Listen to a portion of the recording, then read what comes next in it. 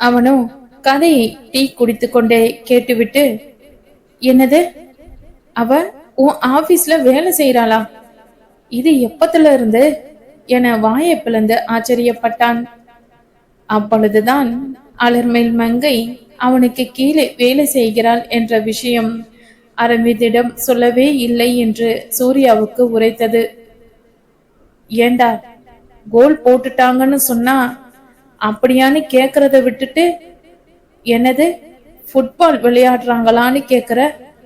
போடா என மனதில் முணங்கி கொண்ட சூர்யா, அது அவளை பற்றிய பேச்சு அனாவசியம் என நீதான சொன்ன, அதான் விட்டுட்டேன் என அரவிந்த் சொன்னதை வைத்தே தப்பிக்க முயன்றான் சூர்யா.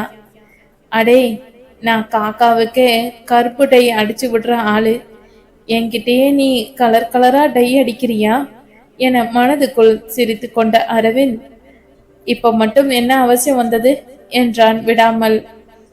என்னமோ நல்லவள் வல்லவள் என சொன்னியே, அதான் அவளோட லட்சணத்தை நீயே தெரிஞ்சுக்கோ என உன்கிட்ட சொன்ன என சூர்யா சிலிர்த்து கொள்ள, உன் கதையெல்லாம் நல்லா இருக்கு, ஆனா அந்த வினோத் எவ்வளவு வருஷமா அங்க வேலையில இருக்கார் என கேள்வி கேட்டான். அது 3 வருஷமா என்றவனுக்கு, அதானே, அப்படி வருவது என்றால் இவள் நேராக வேலையை இங்கே தேடி வந்திருக்கலாமே என்ற யோசனையும் பிறந்தது. சூர்யாவின் யோசனை படிந்த முகத்தை பார்த்தவாறே, எனக்கு என்னமோ அவ உனக்காக வந்திருக்கிற மாதிரி இருக்கு என்றான் அரவிந்த். அப்படியும் இருக்குமோ என அவனையும் அறியாமல் அவனுள் மேலெழுந்த உற்சாக பந்தை அரவிந்தின் முகம் தடுத்து நிறுத்தியது. உனக்கு என்ன பைத்தியமா? அவ உனக்கு பார்த்த பொண்ணு என்றான் சூர்யா. ஆனா அவ என்ன பார்க்கலையே. நான் பார்த்த பார்வை நீ பார்க்கவில்லை என கிண்டலாக பாடியவன், சும்மா தேஞ்சு போன ரெக்கார்டு மாதிரி அதையே சொல்லிக்கிட்டு இருக்காத, எனக்கு எந்த வருத்தமும் கிடையாது என்றான் அரவிந்த். கொப்புக்கென்று மீண்டும் உற்சாக ஊற்றொன்று உள்ளிருந்து பொங்கியதில் திகைத்து போனான் சூர்யா. அடுத்த நொடியே கடந்த கால வழியில் அவன் உற்சாகத்தை சூறாவளியாய் சுரட்டி சென்றது. அவள் உண்மையில் உன்னை விரும்புகிறாள் என்றால் உடனே ஒத்துக்கொள்வாயா என அவன் மனம் கேள்வி எழுப்ப, கண்டிப்பா மாட்டேன் என்ற பதிலும் கூடவே வந்தது. அதோடு, ஒரு பெண் என்னை ஏமாற்ற இனி ஒரு தரம் இடம் கொடுக்க மாட்டவே மாட்டேன் என முடிவு செய்து கொண்டான். அதில் திடமாகவும் நின்றான். ஆனால் அவனின் எண்ணத்தை எல்லாம் கூடிய விரைவில் தவிடு பொடியாக்க போகிறாள் பெண்ணவள் என அடுத்து வந்த வாரங்களில் அவனுக்கு புரிய வைத்தாள். போடா போடா, சும்மா கதை புனைஞ்சுக்கிட்டு இருக்க, போய் உருப்படியா சாப்பிடுற வழிய பாரு என அரவிந்திடம் கிண்டலாக சொல்லிவிட்டு அங்கிருந்து நகர்ந்தான் சூர்யா. அலர்மேல் மங்கை அங்கே வேலைக்கு சேர்ந்து 1 மாதம் ஓடிவிட்டது. புத்திசாலியானவள், அதோடு வினோத்தும் அவள் தடுமாறுகையில் சொல்லித்தர நாளடைவில் அங்கே நன்றாக புரிந்து கொண்டாள். அவனின் மேலதிகாரி வினோத்தின் ஆதரவு இருப்பதாலோ என்னவோ அவன் அனைவரின் முன்னால் சரமாரியாக குற்றம் சாட்ட வைத்த திவாகர் கூட சற்று அவளிடமிருந்து தள்ளி நின்று கொண்டான். உணவு நேரத்தில் அவர்கள் இருவரும் ராதிகாவை பற்றிய விஷயங்களை மேலும் பேசி ஆராய்ந்து என்ன செய்யலாம் என்ற ஒரு முடிவுக்கு வந்தனர். அவர்கள் இருவரும் கூடி கூடி பேசுவதை பார்த்த சூர்யாவுக்கு எரிச்சலோ எரிச்சல். பேச வேண்டாம் என எச்சரித்த பின்னரும் வினோத் தன் பேச்சை மதிக்கவில்லையே. இதுதான் அவன் தனக்கு தரும் மரியாதையா என ஆரம்பத்தில் சினந்து கொண்டான். ஆனாலும் அவன் மனசாட்சியோ அவன் மாமன் பெண்ணிடம் பேச வேண்டாம் என சொல்ல நீ யார் என கடுமையாக கண்டனம் தெரிவித்தது. உடனே வேலை செய்யாமல் இப்படி அரட்டை அடித்தால் கண்டிக்காமல் என்ன செய்வதாம் என பதில் தந்தது. மீண்டும் மனசாட்சியே முன்வந்து, உணவு நேரத்தில் தானே பேசுகிறார்கள், உனக்கு என்ன வந்தது என மாறி மாறி வாதாட, என்னமோ செஞ்சு தொலையட்டும் என அவன் மதிய உணவை தனது அறையிலேயே சாப்பிட ஆரம்பித்தான் சூர்யா. ராதிகாவை விரும்புவதாக சொன்னவனின் உண்மையான குணத்தை அவளுக்கு புரிய வைக்க அலர்மேல் மங்கையும் வினோத்தும் பிரமாதமாக ஒரு திட்டம் தீட்டி அதை விரைவிலேயே செயல்படுத்தினர். ஆனால் அவர்கள் எதிர்பாராத வகையில் சூர்யா நடுவில் வந்து சொதப்பினான். அந்த வார கடைசியில் ராதிகாவும் அவள் விரும்புவதாக சொன்ன அக்ஷயும் ஒரு பிரபல மாலுக்கு சென்று இருந்தனர். ராதிகாவின் நடவடிக்கையை ஆராய்ந்து அவள் அக்ஷயை சந்திக்க செல்லும் நேரத்தை தெரிந்து கொண்டான் வினோத். அதனால் அலர்மேல் மங்கையும் வினோத்தும் அவளை பின்தொடர்ந்து அங்கே சென்றனர். மாலுக்கு சென்ற வினோத் வேண்டுமென்றே ராதிகாவின் கண்களில் படுவது போல நடமாட அண்ணனை அங்கே எதிர்பார்க்காதவளுக்கு பயத்தில் வியர்த்து வழிந்தது. அக்ஷயுடன் அங்கே உணவு உண்ணும் இடத்தில் அமர்ந்திருந்தவள் அண்ணன் பார்த்தால் பிரச்சனையாகி விடுமே என பட்டென்று எழுந்தாள். வார கடைசி என்பதால் கூட்டம் நிரம்பி வழிந்தது. நல்ல வேளை என எண்ணிய ராதிகா, அக்ஷய், என்னோட அண்ணன் வந்திருக்கார், இங்கேயே இரு, வர என சொல்லிவிட்டு அவளுக்கு அருகில் இருந்த கடையினுள் சென்று பதுங்கினாள். ராதிகா அந்த கடையினுள் சென்றதும் வினோத் வேண்டுமென்றே அலைபேசியில் யாருடனோ பேசுவதை போல் அந்த கடையின் முன்னால் சென்று நின்று கொண்டான். அதே சமயத்தில் அக்ஷய் அமர்ந்திருந்த டேபிளுக்கு ஒரு டேபிள் தள்ளி அவள் கண்களில் படுமாறு அமர்ந்தாள் அலர்மேல் மங்கை. ராதிகா அந்த பக்கம் சென்றதும் சும்மா இருக்க பிடிக்காமல் அவனது நண்பனை அழைத்து பேச ஆரம்பித்திருந்தான் அக்ஷய். நல்லவனாக இருந்திருந்தால் நண்பனுடன் மட்டும் பேசியிருப்பான். ஆனால் அவன்தான் எச்ச புத்தி உள்ளவனாயிற்றே. முன்னால் அமர்ந்திருந்த அலர்மேல் மங்கையின் மேல் அவன் பார்வை சென்றது. யாரையோ எதிர்பார்த்து காத்திருந்ததை போல் சுற்றுமுற்றும் பார்த்துவிட்டு அடிக்கடி பேசியில் கண்களை பதித்து மீட்டாள் அப்பெண். டே, இங்க ஒரு கிளி செம்மையா இருக்குடா, மிஸ் பண்ணிட்டேன் என ஆரம்பித்து சான்ஸ் கிடைச்சா மடக்கலாம்னு இருக்கேன் என மேலும் ஏதேதோ காதை கூசும் வசனங்கள் வந்து விழுந்தன அவன் வாயிலிருந்து. எதிர்முனையில் இருந்தவன் என்ன சொன்னானோ, இருடா ட்ரை பண்ணி பாக்குறேன் என்றான் அக்ஷய். எதிர்முனையில் சொன்னதை கேட்டு நகைத்தவாறே சரி சரி போட்டோ அனுப்புறேன் என அழைப்பை வைத்துவிட்டு அவளை ஏறிட்டு பார்த்தான் அக்ஷய். வேண்டுமென்றே அவளது கைபேசியில் பேட்டரி தீர்ந்து விட்டதை போல் சலித்து கொண்டு கைபேசியை உள்ளே வைத்த அலர்மேல் மங்கை மீண்டும் சுற்றுமுற்றும் பார்த்தாள். அதே சமயத்தில் கைபேசியை கையில் வைத்து கொண்டு யாரும் அறியா வண்ணம் அவளை புகைப்படம் எடுத்து கொண்டிருந்தான் அக்ஷய். அவன் கைபேசியில் எதையோ நோண்டி கொண்டிருக்கிறான் என நினைத்தவள் மலர்ந்த முகத்துடன் அக்ஷயிடம் சென்றாள். என்னடா கிளி நம்மளை பார்த்து வருது என நினைத்து கொண்ட அக்ஷய் கைபேசியை அணைத்துவிட்டு வந்தவளை ஏறிட்டான். பிளீஸ் ஒரு போன் பண்ணணும் சார், உங்க போன் தருவீங்களா என்றாள். குரல் அவளை விடவும் இனிமையாக இருக்கிறதே. இன்னும் அருகில் பார்த்ததும் பேசாமல் ராதிகாவை கலற்றிவிட்டு இவளை லவ் பண்ண ஆரம்பித்து விடலாம் என்ற முடிவுக்கே வந்து விட்டான் அக்ஷய். உங்களுக்கு இல்லாததா என கர்ணனாக மாறி என இழுத்து கொண்டே தந்தான் அக்ஷய். அவர்களின் திட்டம் இதுதான்.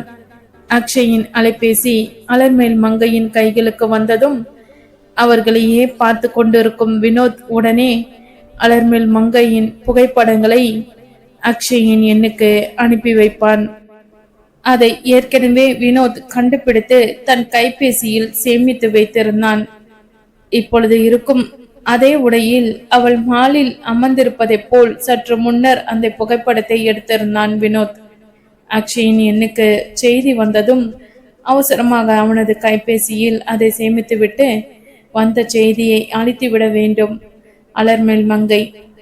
அவள் அப்படி செய்ததும் வினோத் நின்றிருந்த இடத்திலிருந்து நகர்ந்து விடுவான். பின்னர் அலர்மேல் மங்கை அக்ஷயை கோபத்துடன் பார்த்து, என்ன தைரியம் இருந்தா என்ன போட்டோ எடுப்ப, என திட்ட ஆரம்பிக்க வேண்டும். பின்பு அங்க இருப்பவர்களை பஞ்சாயத்துக்கு அழைத்து அவனை அவமானப்படுத்த வேண்டும். நடக்கும் கலவரம் புரியாமல் ராதிகா கடைனுள் இருந்து வெளிவந்து என்ன நடக்கிறது என மறைந்திருந்து தெரிந்து கொள்வாள்.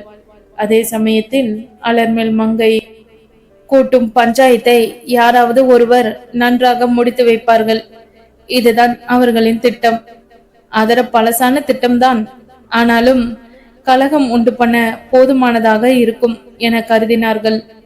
ஆனால் அந்த பரிதாபம், அக்ஷயின் கைபேசி அலர்மேல் மங்கையின் கையை தொடுவதற்கு முன்னரே வேறு யாரோ அதை கைப்பற்றி இருந்தனர். அறிவிலியா, எல்லோரோடும் ஈன்னு இழிச்சிட்டு இருப்பியா என்ற குரலை கேட்டு அவள் திரும்பி பார்க்க அவளை முறைத்தவாறே நின்று இருந்தான் சூர்யா. அடே, உன் என்ட்ரிய நான் எதிர்பார்க்கலையே. நீ எங்கடா இங்க வந்த? இப்ப நான் என்ன பண்றது?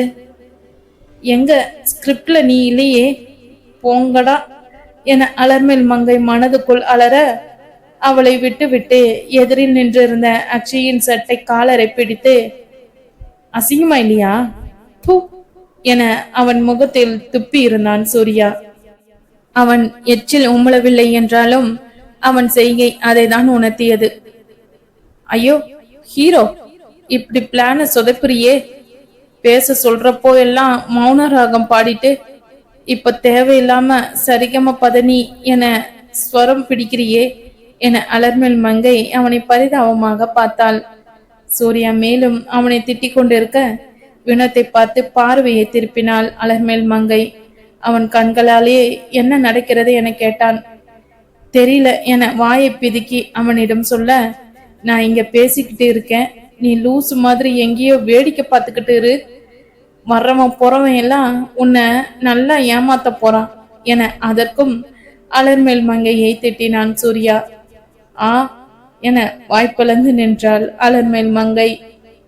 இவனுக்கு திடீரென்று என்னவாகிவிட்டது?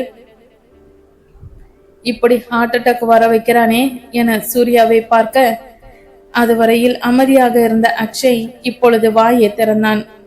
விடுங்க என சட்டக்காலரை சூர்யாவின் பிடியில் இருந்து வலுக்கட்டாயமாக உருவி கொண்டவன், என்ன சார் உங்க பிரச்சனை? எதுக்கு நடுவுல வந்து ரகலை பண்றீங்க என்றான். எதுக்குன்னு உனக்கு தெரியாதா? இப்படியே அரைஞ்சனா என கையை ஓங்கிக் கொண்டு அவனை அடிக்க போய்விட்டான் சூர்யா. அலர்மேல் மங்கைதான் உடனே, சூர்யா என்னது இது என அவன் கையை பிடித்து தடுத்திருந்தாள். இருவருமே அதை உணர்ந்து செய்யவில்லை. தெரிஞ்சவனா? டே, இப்படியே ஒழுங்கா எஸ்கேப் ஆகிடு என மனதுக்குள் சொல்லிக் கொண்டான் அக்ஷய்.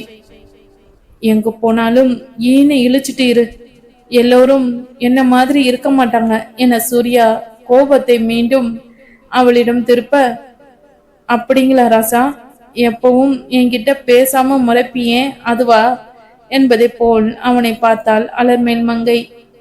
அவளின் பார்வையில் அதை கண்டு கொண்டாலும் அதை ஒதுக்கிவிட்டு, அவன் உனக்கு தெரியாம உன்னை போட்டோ எடுத்துக்கிட்டு இருக்கான், அவன்கிட்டயே போய் போனை கேளு என சிடுசிடுத்தான். இதுக்கு தானே திட்டம் போட்டோம், தானாவே பல நழுவி பாலில் விழுகிறதே, இதை எப்படியாவது நிறைவேற்றி விட வேண்டும் என குதூகலமாக நினைத்தவள் வினோத் நின்றிருந்த இடத்தை பார்த்தாள். அந்த இடத்தை விட்டு நகராமல் அங்கேயே நின்று இருந்த வினோத் மீண்டும் என்னவென்று கண்களாலே வினவினான். அங்கிருந்து போய்விடு என ஈய தூர ஓட்டுவதை போல் எத்தனை முறைதான் செய்வது? அதை புரிந்து கொள்ளாமல் உன்னை விட்டு நகர மாட்டேன் என அங்கேயே நின்று கொண்டிருந்தான் வினோத். இதற்கு மேலும் சூர்யாவின் முன்னால் அதை செய்ய முடியாது. லூசு என முடிவை செய்து விடுவான்.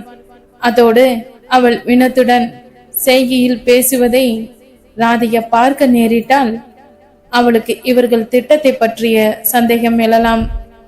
ஐயோ, இதுக்குதான் முன்ன பின்ன திட்டம் போட்டு அழகா முடிக்கிற ஆளோட கூட்டணி வச்சிருக்கணும் இவனை என வினோத்தை நினைத்து பல்லை கடித்தவாறே, இப்படிப்பட்டவன்னு எனக்கு எப்படி தெரியும் என சூர்யாவிடம் ரோஷமாக பதில் தந்தாள்.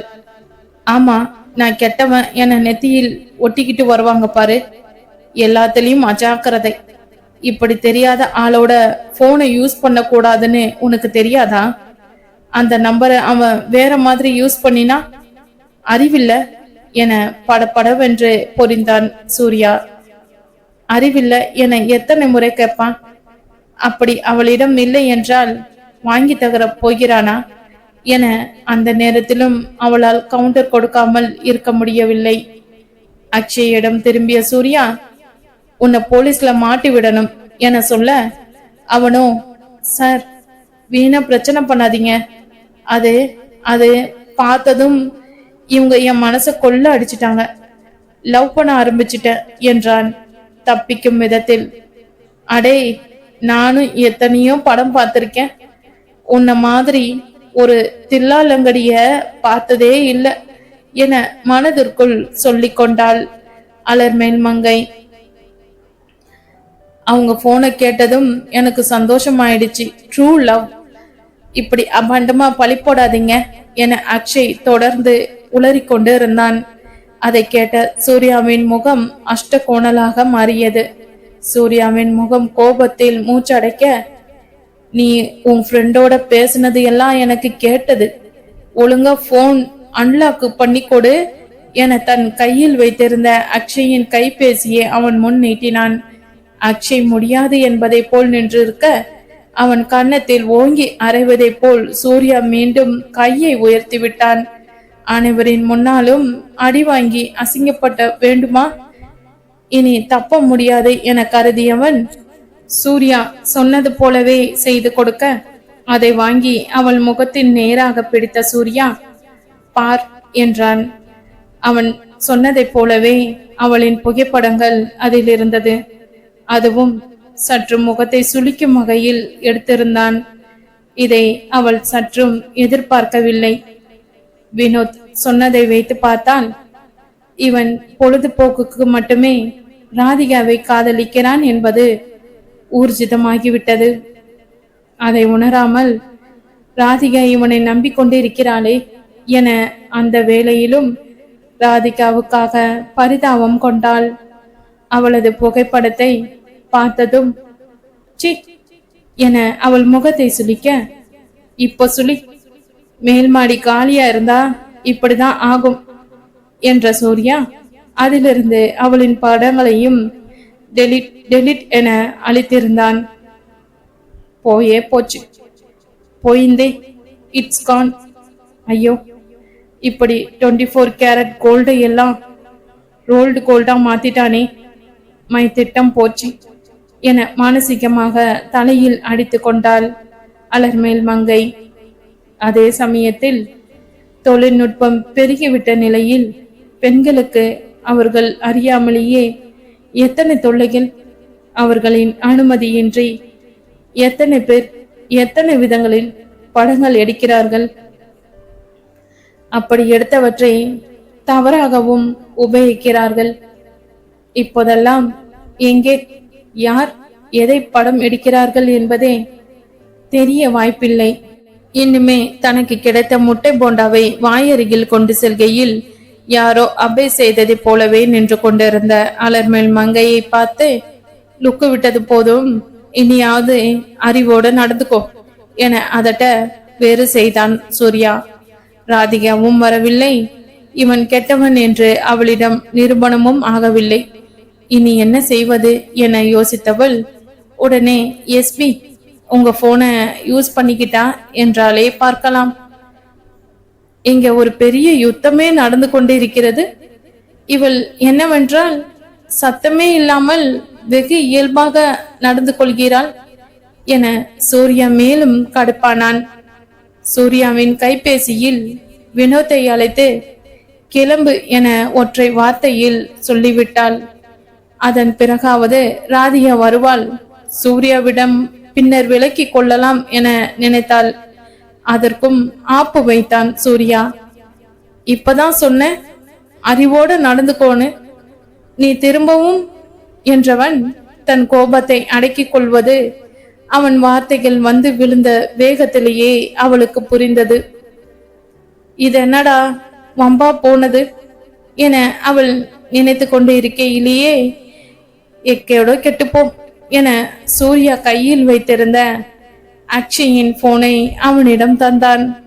அதை பார்த்தவாறே நின்று இருந்த அலர்மேல் மங்கைக்கு திரையில் ஒளிர்ந்த ராதிகாவின் அழைப்பு தெரிந்தது. சைலண்ட் மோடில் வைத்திருந்ததால் சத்தம் எதுவும் இல்லை.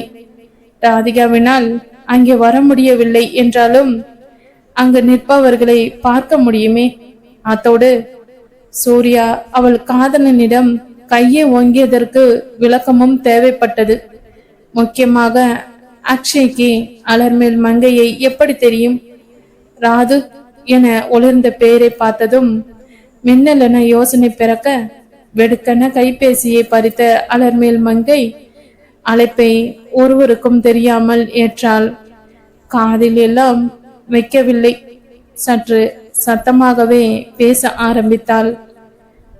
ஹலோ, உங்க உடன்பிறப்புக்கு தான் ஃபோன் பண்ணணும்னு என இருந்தேன். அப்படியே எனக்கு பிரச்சனை வந்தாலும் நீங்க இருக்கீங்களே என்னை காப்பாத்த என சூர்யாவுக்கு பதில் அளித்து விட்டு அக்ஷயிடம் திரும்பி, உன் எச்ச புத்திய இப்படி காட்டாத. ஒரு பொண்ணு சும்மா நின்னுக்கிட்டு இருந்தா உடனே போட்டோ எடுத்துடுவியா? அதுவும் அசிங்கமா? கொன்னுடுவேன் என ஒரு விரல் நீட்டி அவனை எச்சரித்தாள். என்னடா இவள் சந்திரமுகி மாதிரி ஆகிவிட்டாள். இத்தனை நேரம் என சிரித்து கொண்டிருந்தவள் இப்பொழுது திடீரென்று மாற்றி பேசுகிறாள் என மிரண்டு போனான் அக்ஷய். சூர்யாவுமே யாரும் பேசுவதற்கு வாய்ப்பு தராமல் அக்ஷயை மேலும் நன்றாக திட்டிவிட்டு, இனிமே இப்படி பண்றது பார்த்த நீ தொலைஞ்ச என போனை அணைத்து அவன் கையில் தந்தாள் அலர்மேல் மங்கை. நடக்க வேண்டிய காரம் முடிந்து விட்டது, பார்க்கலாம் வெற்றி பெற்றேனா இல்லை தோற்று விட்டனரா என்று. அக்ஷய் விட்டால் போதும் என அங்கிருந்து நகர்ந்து விட்டான். ரொம்ப தேங்க்ஸ் எஸ்பி, கிளம்புற என அலர்மேல் மங்கையும் அதற்கு மேல் அங்கே நிற்காமல் அவசரமாக கிளம்பி விட்டாள். அவளுக்கு முக்கியமாக வினோத்திடம் நடந்தவைகளை சொல்ல வேண்டும். அதோடு அவள் அங்கிருந்து அகன்றாள் தானே. வினோத்தும் அந்த கடையின் முன்னிருந்து நகர்வான். ராதிகாவும் கடையிலிருந்து வெளியேறி அக்ஷயிடம் சண்டையிட முடியும். அவள் அதை பற்றிய நினைவில் அப்படி அவசரமாக பேசி பட்டென சூர்யாவை கத்தரித்து விட்டு கிளம்ப அவனுக்கோ சப்பென்று ஆனது. இத்தனை நேரம் அவனிடம் பேசி கொண்டுதானே இருந்தாள், இப்பொழுது என்ன அவசரம் என தோன்றிய அடுத்த நொடி இது என்ன ஏக்கம்? அவள் இருந்து நிதானமா பேசினால் என்ன, பேசவில்லை என்றால் என்ன? உட்கார்ந்து உன்னோட ஒரு கப் காப்பி குடிப்பாள் என்று எதிர்பார்த்தாயா என மானசீகமாக குட்டிக்கொண்டு அவளிடம் ஒரு தலையசைப்புடன் நகர்ந்து விட்டான் சூர்யா. அலர்மேல் மங்கையும் உடனே அங்கிருந்து நகர வினோத் அவளை நோக்கி வந்தான். ராதிகாவின் கண்களில் படாதவாறு ஒதுங்கி நின்று கொண்டனர். ராதிகாவும் உடனே கடையினுள் இருந்து வெளிப்பட்டு அக்ஷய்க்கு அழைத்தவாறே அங்கிருந்து நகர்ந்தாள். நடந்தவைகளை முழுவதுமாக சொல்லி வினோத்துக்கு ஐஃபை கொடுத்தவள், போதும், இனி ராதுவோட பின்னாடி போனா அவளுக்கு சந்தேகம் வந்தாலும் வந்துடும், பார்க்கலாம். கொளுத்தி போட்டாச்சு, நல்லதே நடக்கும் என நம்புவோம் வினு என்றாள் அலர்மேல் மங்கை. அரவிந்துடன் பேச வேண்டும் என அலைபேசியை கேட்டாலே, பிறகு பேசவில்லையே என அலர்மேல் மங்கை சென்ற திசையை பார்க்க அங்கே அவள் வினோத்துடன் பேசி கொண்டு இருந்தது சூர்யாவின் கண்களில் பட்டது. மனதை அரித்தது. அதை சற்றும் ரசிக்கவில்லை அவன்.